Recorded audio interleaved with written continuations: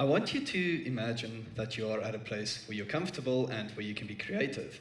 Maybe you're sitting on the beach, drinking your smoothie. Perhaps you're in a cafe, sipping away at your favorite coffee while also creepily staring at people. Maybe you're sitting around the campfire, listening to the sound of the wood burning away. Or if you're anything normal like me, you're on the toilet playing games. When suddenly you come up with this brilliant new idea for a game. You know that this game's going to take the world by storm. You've made the next Flappy Bird. You have made the next Candy Crush. So excitedly, you jump up, you run to your PC, sit down, and realize, I don't really know where to go from here. Now, the sad reality is that the game development scene is very complex at first. You look at it, and it looks like a maze. You don't know where to begin. You don't know if there's any clear end goal. And you're probably asking yourself a few questions by now, such as, where do I even begin? What am I going to need to bring this idea to life? How should I go about planning it? Very important, what are some common things that I should avoid? How do I polish the game? And then, very importantly, how do I actually get it out there to the market? So, as Lucky has introduced me, I'm Claris. I've been creating games for the past few years. At the age of 16, I successfully launched my first commercial failure. Followed by a slightly more successful game, followed by yet another failure. So as you can tell, I'm really good at making bad games. And that's why I'm here to tell you what are some of the things I found that you need to avoid, as well as some of the things that actually work. Before we plan our game, it's important that we look at a few core principles of game design. First and foremost, the principle or the idea of flow. So this is the concept of flow. As you can see by the graph on the vertical bar, it represents a player's skill level, and the horizontal bar represents the difficulty of the game. Ideally, if you want to keep a player in the flow, you want to keep the skill level of the player proportional to the difficulty of the game. Some of the cool effects of catching someone in the flow is that the player will enter into a state of extreme focus. They also become completely immersed, at which point they tend to lose track of time. But what's also cool is that it gives a player the opportunity to form a personal connection with the character that he's playing with or as, because he's now in the game. There are different kinds of flows. You get the typical upgrade game flows. How these work is it starts out pretty balanced, becomes increasingly difficult, at which point the player will then buy an upgrade, which makes him powerful. The game becomes easy, giving him a sense of being strong, and then the cycle will repeat. You also get your typical mobile game flow. Now, these are a little controversial, so what happens is that it puts a player in the flow for maybe a week or two, suddenly strikes him with something that we refer to as a paywall, which means the game becomes so difficult that he has to whip out money to go further. And then you also get your typical casual game flows. So these are normally easy, but they're also just difficult enough to keep the player from getting bored, as well as they tend to have little difficulty spikes. And then you get games like Dark Souls.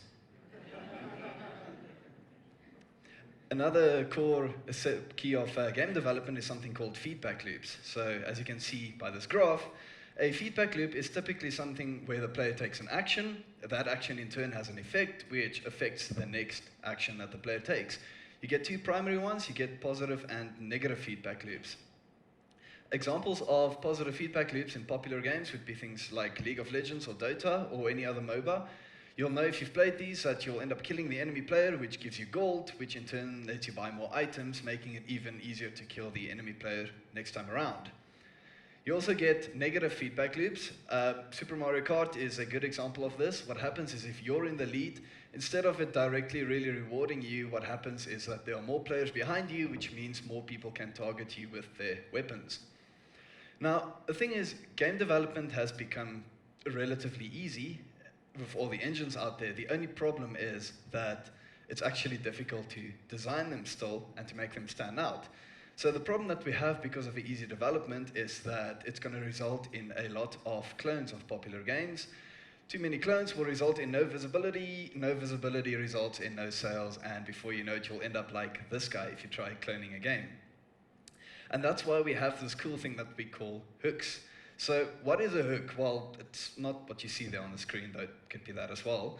But a hook is a gameplay mechanic or something unique to your game that makes it stand out from the rest of the market. So a hook can be a gameplay mechanic, as mentioned previously. It could be something such as a story or the theme of your game. Could be something like music, or even something as subtle as the art style. So let's have a look at a few cool hooks that we've seen over the years. So if you've played Fizz, you'll recognize this. It looks like another 2D platform game, but the cool thing is you're actually a 2D character in a 3D world, which results in some really cool puzzles. Another popular game, this one is Braid. As you can see, it's also a platform game, the difference being that you can rewind time to correct your mistakes. Another cool game that I've played recently, this is Super Hot. It is a first-person shooter, but time only moves when you do, which means it gives you time to plan what you're going to do. An example of a hook that wasn't necessarily a gameplay mechanic is Ori and the Blind Forest. So this game was incredible and stood out because of the art, the music, and the story that it tells in its world. So now that we've got those basics down, we want to talk about planning our games. So I always like to refer to the 6 P's of planning, which stands for proper prior planning prevents poor performance. And this is incredibly difficult because I went through my hard drive the other day and I found more than 100 unfinished projects. So you have to ask yourself a few questions. What am I going to be making? So first of all, will the game be a 2D game? Is it going to be a 3D game? What's the genre going to be? If you are working alone, try and avoid things such as large-scale multiplayer games that are quite difficult to make. Once again, single-player or multiplayer. If you're working alone, split screen is always a good option if you do want to incorporate multiple players. You also need to ask yourself, am I going to be making a story-driven or a gameplay-driven game? If you can do both of those, that's even better, but it will be quite time-consuming. And very importantly, don't overscope. So now we need to lay down the universe and the lore of our game. So this is something that needs to be laid down before you even jump into building the game. It's also super important for any kind of game, not just for story-driven games necessarily, because when you have the universe down beforehand, it gives it a consistent feel when you're developing. This is also very important when you're working in teams, and I think one of the cool examples we can look at is the guys over at Vlambeer who made Nuclear Throne. What's cool is if you watch their interviews, they wrote pages worth of story or lore, even though the game contains hardly any text. But the game tells a story through the world that they created, and you can actually sense that. You'll need to pick an art style for your game when you're designing it. So obviously, you wouldn't want a game about the deprivation of mankind, which ultimately leads to a power struggle and the end of the universe as we know it today, looking like this. Neither would you want an educational game that teaches kids to count from 1 to 10 to look like this. So when you're picking an art style, there's a few cool ones. In the 2D art style section, you've got a very popular one. This is pixel art. Relatively low resolution, quite easy to draw, so if you're working alone, this is definitely one to go with. There's also your hand-drawn 2D art, so this is Cuphead, and what this means is that every single frame in the animation was drawn by hand. It is an incredible project, but once again, will only work in larger teams. You also get vector art, which is instead a form of mathematics as art, which means that you can upscale your assets however you want, and they don't lose quality. For 3D art styles, I found this one really hard to pinpoint, but you've got your standard 3D art style, which would be high-resolution textures, high poly counts on your models. Then you also get something called voxel art, which stands for volumetric pixels. So as you can see on the screen, you've got a pixel, you add volume to it, and it's a voxel. So voxel art would typically look something like this. So this is Trove, or alternatively, if you've played Minecraft, you'd know what that looks like. You also get low poly art, which is one that's quite popular in small teams. It's basically the same as normal 3D art, except that the poly count is very low on the objects, and in general, the textures are solid colors. So congratulations, you've picked your design at this point. Remember to make sure that you have an end goal in mind. So what a lot of people do is that they jump into the development without fleshing out everything, and about halfway through, you kind of lose direction and don't know where you want to go anymore. So now we're going to jump into the exciting part, which is actually writing the code or the development. Now, we live in a day and age where most of our games actually been made for us, and this comes in the form of a game engine. Now, some people opt to make their own, but normally when we debate about this, I like to quote this. So to anyone who hasn't made music yet, a sample is basically a sound, a loop is just a compilation of samples. So this guy says, I thought using loops was cheating, so I programmed my own using samples. I then thought that programming it was cheating, so I learned to play the drums for real. I then thought using board drums was cheating, so I learned how to make my own. I then thought using pre-made skins was cheating, so I killed a goat and I skinned it myself. I then thought that was cheating too, so I raised a baby goat on my own. I also think that's cheating, but I'm not sure where to go from here. I haven't really made any music lately, what with the goat farming and all. It's not a quote by Gandhi, it's just some other guy on Reddit. So some of the cool engines that are readily available for you, this one you've probably heard of, this is Unreal Engine, generally aimed at quite large teams. What's cool about Unreal Engine is that it has powerful graphics right out of the box. So to anyone who's used it before, you can open a new project, create the example scene, and it already looks a lot better than most games do. It also lets you code in C++ if that's your style, but it gives you a blueprint system, which is essentially drag and drop programming, but it is incredibly powerful, and people actually build games just from that. It's got really good source control support if you're working in teams. It is free to use, but there's a 5% fee that applies for every $3,000 you make per quarter. The downside is that it has a very strong learning curve. You can fiddle around with it for a long time, and it is quite complex. It's also primarily aimed at large-scale teams, which also means that it's good for 3D, not that great for 2D. I've seen one project that I could find online that's 2D, made in Unreal Engine, and that hasn't come out yet, so. You also get all the platforms that you need, so you can export to desktop, you can export to consoles, or even mobile devices. A very popular one you've probably heard of this is Unity Engine, and odds are if you've played a mobile game in the past week or two, it was probably made with Unity. So Unity Engine is cool because it has really good support for both 2D and for 3D games. Lets you code in C#, which is quite easy to learn. It also has an incredibly active community, so if you ever get stuck anywhere, odds are someone else has been there or someone will be able to help you out. It's quite easy to pick up and learn, especially compared to Unreal Engine. And it's got decent source control, but scene mergers are not that great, and I just love seeing everyone who's used it are just like holding their heads. It can be a nightmare. Scenes are basically the levels, so be careful when you're working in teams. It is also aimed at one-man teams or small teams alternatively, so it's always a good one to start with. And as you can see on the picture, it exports to just about every place you'll ever need it, desktop environments, mobile devices, and console, even the web. It's free to use, but it's got a bit of a different pricing system. So if you're using it for free, you're on the personal tier. This means that you can generate up to $100,000 in revenue without paying any fees, by which point I'm sure you wouldn't mind paying fees. There's also the hobbyist version, which is $25 a month, lets you generate up to $200,000 in revenue. And then you also get the professional, which is $125 per license, and then per month, and then this lets you generate an infinite amount of revenue.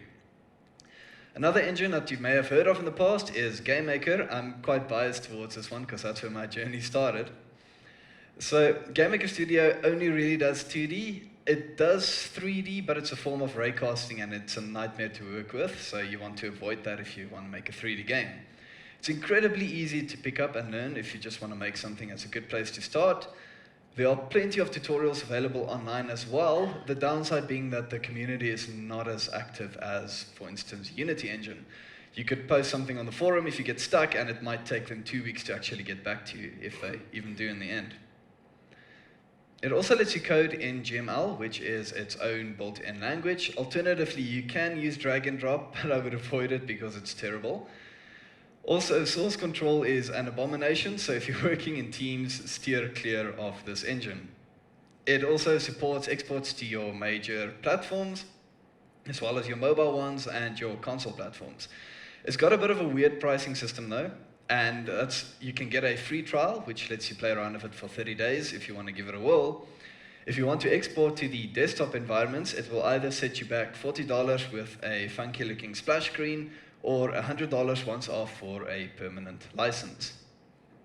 It lets you export to Amazon Fire, it lets you export to, well, mobile devices as well, but all those modules come with a price tag. So for instance, web exports on mobile will set you back between $100 and $200 per export, and then console exports are generally priced at about $800 per console per year, so it gets very expensive in the long run. Another one you may have heard of, this one is rising in popularity, this is Godot engine. It's great because it supports both 2D and 3D. The problem is that it's only really leaving infancy stage now, and the engine has been around for years, but the problem is that the community is only really starting to develop around it now. It's cool because it lets you code in Godot script, C# or C++, the downside being that it splits the already small community. It also has a bit of a weird system where everything's an instance, including levels, but maybe that doesn't bother you. And then also it lets you export to mobile devices as well as your desktop platforms, but I haven't seen any mention of consoles as of yet. What's cool is that it is completely free and open source, so you can use it in any way that you like. Some honorable mentions would be something like Amazon Lumberyard. This is also growing in popularity. If you're building a multiplayer game, this lets you it lets you integrate straight up with AWS. There's also Construct, and I believe some of the games made were actually made in Construct for the game jam, which is cool. There's also RPG Maker, which I struggle to put on this list because it's so easy to use that it's just churned out a load of garbage. But once again, it's about the creator and not the tool. There's also Rempi. If you're creating a visual novel, that's definitely one to go with. So now that you've picked an engine that you want to side with, let's talk about assets. So assets are anything ranging from art to music or to even sounds. But when you do pick your assets, there's a term that you need to be familiar with, and this is called asset flipping.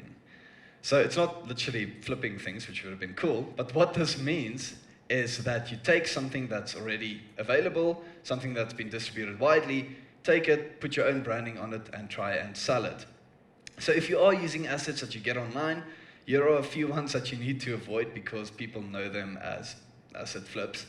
This is called KennyPack, which you've probably seen somewhere before.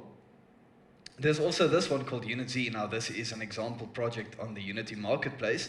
Steam recently had a ban wave where they've banned several clones of this game because people bought the pre-made project and just tried to sell it straight up. There's also a place called Incompetech, which I'm sad to put on this list because they make really good music, but the problem is all the YouTubers nowadays are using the music from Incompetech, so people will recognize it. So if you do decide to make your own assets, there's a few upsides to that. Number one, it's tailored to your needs. You also don't need to worry about royalties or revenue sharing. It will also make your game stand out from the rest. Downsides being that it is incredibly difficult to create any form of assets yourself, and it's very time consuming. You don't necessarily need to make them yourself. You can always hire someone to make them for you, but it is very expensive, and we are talking hundreds of dollars for simple 3D objects. If you do decide to go with pre-made ones, which might be a better option, make sure that it fits your theme. I recently played a really dark game, and then this happy slime just jumped out of nowhere, and it threw me off completely. You also want to make sure it's not overused, so if you look at an asset pack and you recognize something in there, push it away and move on to the next one. Also important, keep a list of the ones that you use. I recently reached the end of a project where I realized that I never kept track of what I used and I didn't know who to credit. It was a nightmare.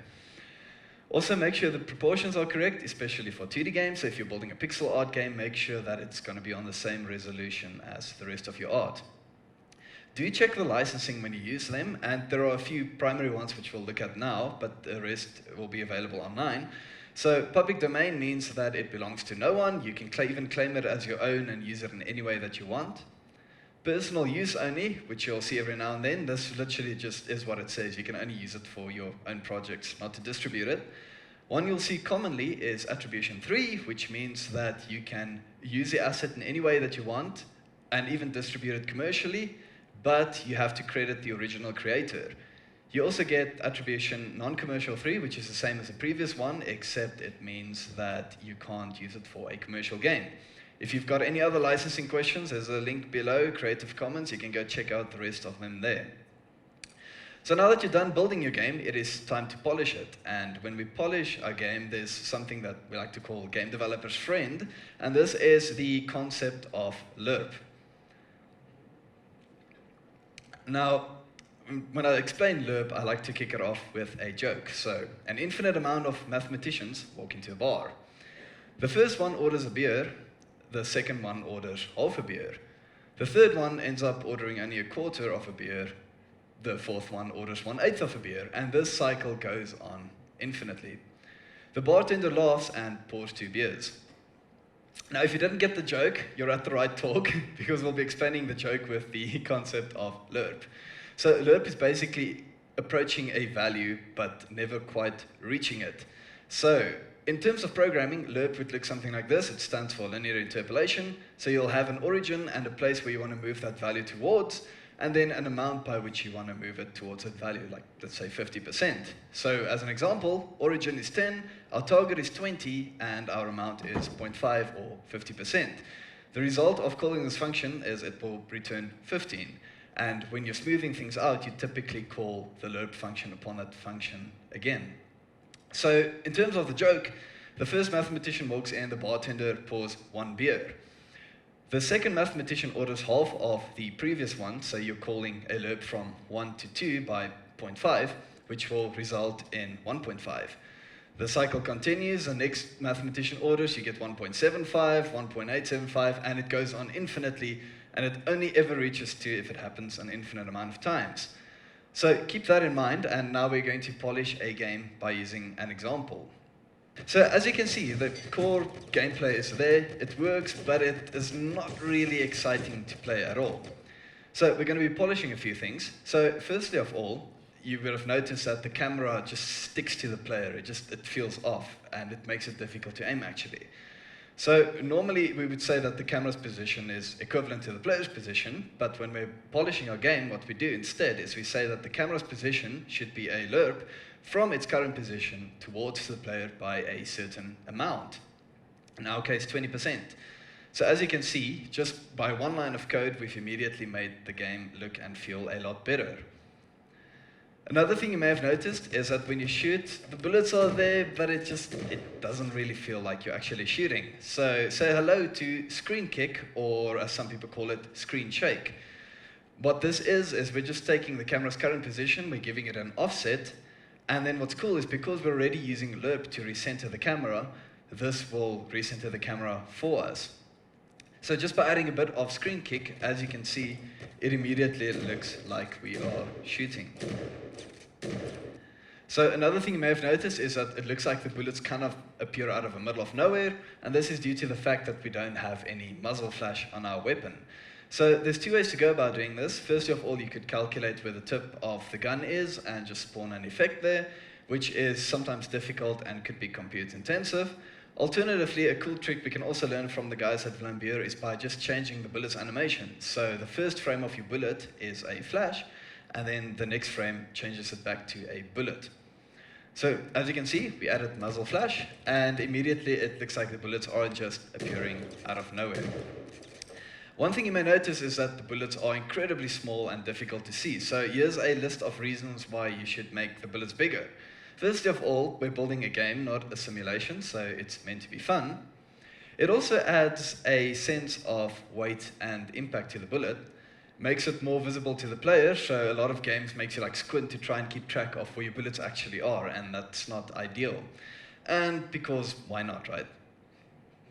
So as you can see, we made the bullets bigger,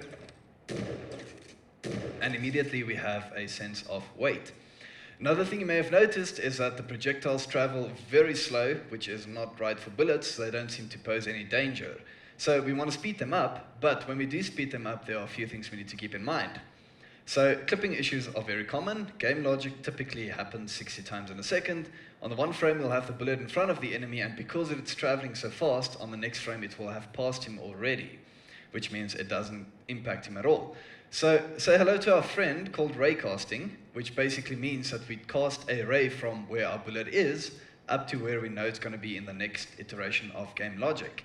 If it collides with something, instead of just triggering that logic for the bullet collision, what we do is we teleport the bullet to the spot where the collision is at, because this way it doesn't look like the bullet's just destroying in the middle of nowhere and it's actually touching the enemy. So we've sped up the projectiles, and let me just go back one, there we go. Cool, and as you can see, immediately the bullets have a sense of danger around them. One thing you may have noticed is that when we hit something, nothing happens. So we need to create an impact effect which will give us it will give the player visual feedback on the projectile's lifetime. Keep in mind when you do this, it needs to be short and non-intrusive. You don't want your whole screen just filling up with explosions, unless it's a Michael Bay game. So as you can see, we added some impact effects, and it already looks like our bullets are actually colliding with something. One thing you may notice from this video is that when we shoot the enemies, it feels like we are shooting concrete because they're not quite reacting the way we expect them to. And the reality is that players have a certain expectation when they do something in a game, and you need to provide that kind of feedback. So on the screen, this is the new Resident Evil game. And when you shoot this guy, or some people refer to him Mr. X, he doesn't budge, he doesn't move at all.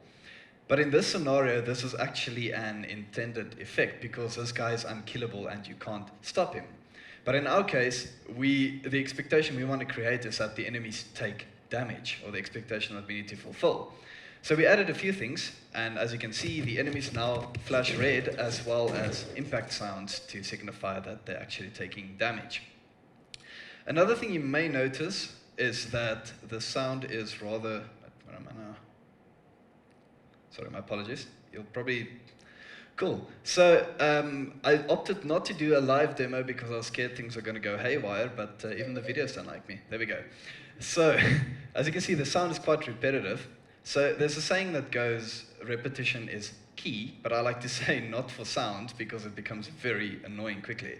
So what we did is, instead of having the same sound play over when you collect these orbs, we simply rise the pitch, thus creating a non-repetitive sound as well as a form of excitement. Voila, you have successfully polished your game. As you can see on the left, we've got what we started with, and on the right, we've got the final version. Obviously, there are a few more things you could do, but it already looks like a lot more fun to play. So those are some key things to keep in mind. Now it's time to test your game. So when you're testing your game, you want to hand it out to friends and family to play. If you don't want it leaked online, don't give it to strangers to test. You also want to test all kinds of audiences. So also, if someone who doesn't really play a lot of games doesn't understand it, then people who do play a lot of games also won't understand your game. Take note of people's body language when they play. So some of these might seem obvious. If the player is leaning, this means that they're obviously engaged into your game. Watch their breathing patterns. If they stop breathing, that means your game is too stressful. Also watch for if they're yawning. So if someone yawns while playing your game, you know that point in the game needs to be revised because it is boring. Look for blinking once again. People will stop blinking when they become stressed out. And then also, if a player becomes completely motionless, it means one of two things. Either he's really confused or he's dead, and neither of those are good. When you get feedback, make sure that you take feedback seriously, because you're not going to be the one playing your game, it's going to be the rest of the people. And if you can, give it to angry people to play as well. And the reason why I say this is because when people pay money for a game, they get angry. So these are some reviews from one of my first projects. As you can see, ow. This guy says, it has a button that lets you kill yourself, which is what I want to do after playing this abomination. And then here's one that haunts me up to this day. Now, I don't speak Polish, but luckily Google Translate does, and basically this guy called my game Weak Maple. Woo. So when you're getting feedback, never grow over-attached to your game. I tend to tell people to view it as their newborn child. When your child gets born, it's all like, oh, isn't he or she the most beautiful thing ever? But the reality is we know that a newborn baby isn't really that pretty. Now, you're probably thinking, well, no one's ever told me my newborn baby was ugly. Yes, because you didn't charge them money to see your newborn baby. So some tips to keep in mind when you're getting feedback is that, number one, all feedback overrides your opinion. If the feedback is inaccurate, that also means that you messed something up in your design. Make sure that you balance the game based off other players' experience, and I find this quite a common problem because you playtest your game a lot, you become good at it, and you make it too difficult. If people misunderstand something, you'll need to revise that. And one of the cool ways to go about designing your UI is try and build your UI without text. It's not always avoidable, but the less text you use, the more self-explanatory you have to build your UI. So now, do you want to publish your game yourself, or do you want to go through a publisher? So if you decide to go for publisher, that's cool because they can do the advertising for you, which is expensive. A lot of publishers actually fund your game. They can also assist you with marketing assets, which is incredibly difficult, and it's like a field on its own. They can also assist you with testing, and what's cool is most of these people have professional game designers in-house that can actually help you refine your game. The downside is that it is hard to get noticed by publishers because there are so many submissions they go through. They also take a steep revenue cut, so you'll typically walk away with 30 or 40% if you're lucky. Some of them can take control of your intellectual property, and this means that they can dictate how your game should be made, which could be a good thing or a bad thing. And they'll also impose timelines on you. So another issue is that it's not going to generate a lot of visibility for you as a developer because they use their branding to override yours. If you do decide to go for a publisher, there's a list of a few that you can have a look at. Good Shepherd Entertainment is really cool because what they do is once they've approved your game, they put it online and then people externally actually fund your game. So that's quite a clever model. So if you do want to obtain a publisher, make sure that you add a GIF of an exciting part of your game on top of the email. The reality is they're going through 1,000 emails a month and they will glance over yours if it doesn't catch their attention. So also make sure you open with an eye-catching one-liner. Keep your synopsis short and spicy. They don't have time for an essay. And then if you want to, you can add a gameplay video to the bottom of your email if they reach that point, or even maybe a link to a demo. Lastly, be patient. These guys can take anywhere between 1 to 3 months to actually get back to your submission. If you decide to go the self-publishing route, that's cool because you get to keep all your revenue. You also get to choose how you want to make your game, because there's no one dictating that, and there's also no strict timelines.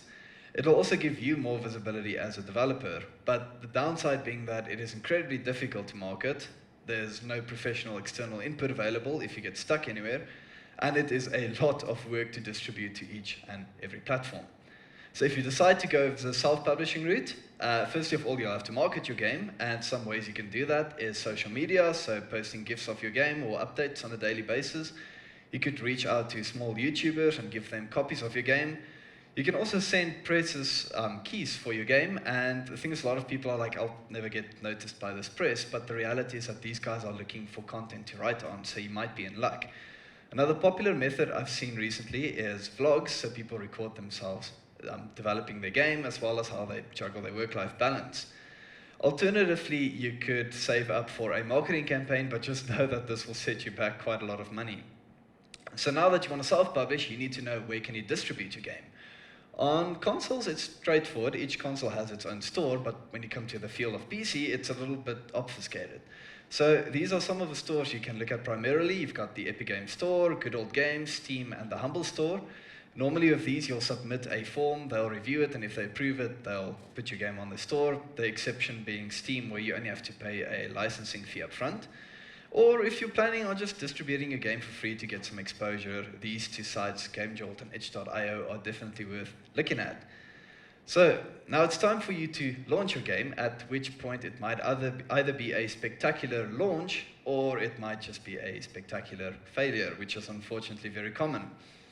But it is not dead yet, so a lot of people abandon their project at this point. But instead, why not try and pinpoint what made it fail? If it's a minor to a medium issue, it's something that you can fix. And what's cool is a lot of these tools provide you front page visibility for major overhauls and updates, so you can advertise the fix as that. But maybe if it's weak Maple at its core, it is time to move on to the next project. Never give up after the first failure, though, because it will refine the next game that you make. So it's at this point in the talk where I like to shamelessly advertise a few things. If you're not joining us yet, there's a monthly game development workshop that we run at head office. I've been naughty the past 2 months, so it hasn't really happened. Alternatively, if you want to get in contact, you can just drop me a mail, send me a DM on Twitter, or just come chat to me in person. Thank you, ladies and gentlemen.